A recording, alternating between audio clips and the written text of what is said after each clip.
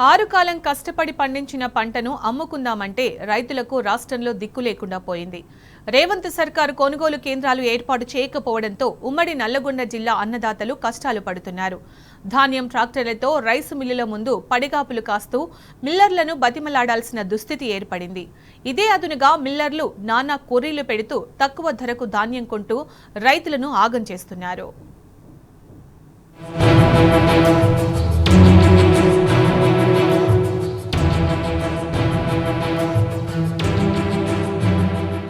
రాష్ట్రంలో రైతు వ్యతిరేక ప్రభుత్వం రాజ్యమేలుతోంది.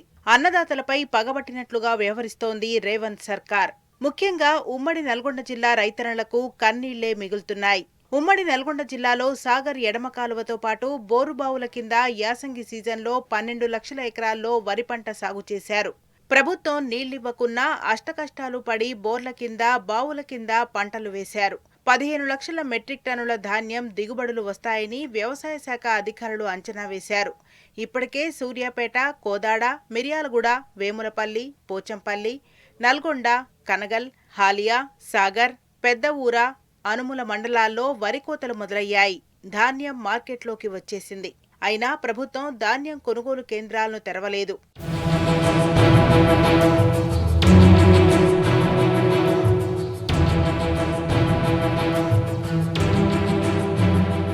ధాన్యం కొనుగోలు కేంద్రాలపై రేవంత్ సర్కార్కు కనీస అవగాహన లేకుండా పోయింది. ఎక్కడెక్కడ కొనుగోలు కేంద్రాలు తెరవాలి, పౌర సరఫరాల శాఖ, మార్కెటింగ్ శాఖ, వ్యవసాయ శాఖ, పరపతి సంఘాలు, సహకార సంఘాలు, ఎఫ్సీఐ శాఖలు ఎలా సన్నద్ధమవ్వాలనే కనీసం సోయి లేకుండా పోయింది. రాష్ట్ర జిల్లా స్థాయిలో సమీక్ష కూడా నిర్వహించడం లేదు. ఇప్పటి వరకు రాష్ట్రంలో ఒక్క ధాన్యం కొనుగోలు కేంద్రాన్ని కూడా తెరవలేదు. నల్గొండ జిల్లాలో అయితే పూర్తిగా నిల్లనే చెప్పాలి. ఇప్పటి వరకు తెరవలేదు. దీంతో రైతులు ప్రైవేట్ మిల్లర్ల వద్దకు ధాన్యాన్ని తీసుకుపోయి అమ్ముకుంటున్నారు. ఇదే అదునుగా భావించిన మిల్లర్లు సిండికేట్ అయ్యి నానా కొర్రీలు పెడుతూ అన్నదాతను నిలువునా దోచుకుంటున్నారు. ఇప్పుడు మేము వర్షాలు కోసినాం, ఓళ్ళు కొంటలేరు, ప్రైవేట్కి అమ్ముతున్నాం. 1700 క్వింటల్ కాడికి మాకు రుణమాఫీ కాలేదు, రైతు బంధు పడలేదు. మా బాధలేంది, మా కష్టాలేంది, ఊరి మీదకి నీళ్లు పెట్టించారు, రూపాయి ఇవ్వలేదు. ఏడాస్తాన్ని తిరుగుతున్నాం. మా కష్టనిష్టాలు ఇట్లా ఉండయి.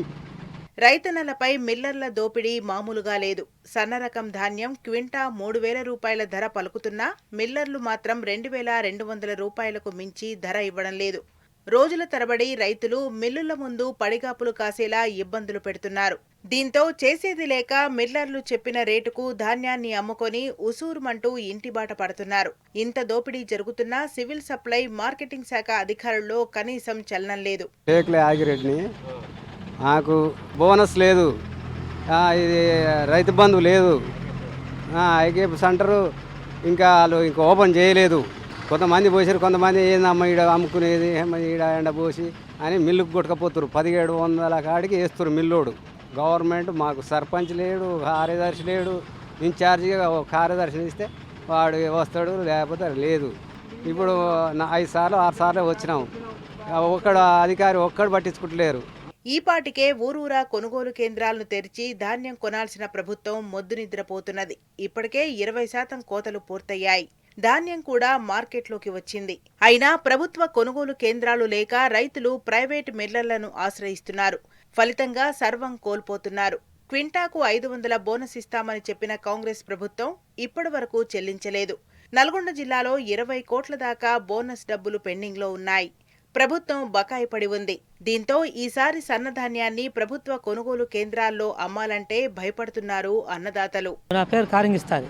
రైతు బంధు లేదు, వర్షాలు ఎండిపోతున్నాయి, బోర్లు ఎండిపోయినాయి, మాకేం లేదు. కేసీఆర్ ఉండగా మంచిగా అనిపించింది. ఈ రేవంత్ రెడ్డి సీఎం కాంగ్రెస్ వచ్చింది, ఆగం ఏం లేదు. రుణమాఫీ చేస్తాడు 2 లక్షలు, మాకు రుణమాఫీ పోలేదు. వాళ్ళు నిన్న 2 లక్షల ఎక్కువ 2 లక్షల మీద ఉంటే మళ్ళీ 70,000 2 లక్షలకు కూడా లోపల చేసినాం. ఇంతవరకు రుణమాఫీ లేదు. మనుషులను నమ్మి ఈ కాంగ్రెస్కు ఓటేసినాం, గెలిపించినాం. మాకు ఇంతవరకు రుణమాఫీ లేదు, రైతు బంధు లేదు, ఏది లేదు. ఐక్య సంపద ధరలు రేట్ లేదు, అవి కొంటలేరు. ఇక సూర్యాపేట జిల్లాలో 215 కేంద్రాలు, యాదాద్రి జిల్లాలో 190 కేంద్రాలను ఏర్పాటు చేయాల్సి ఉంది. అయినా ఆ విషయాన్ని గాలికొదిలేసింది సర్కార్.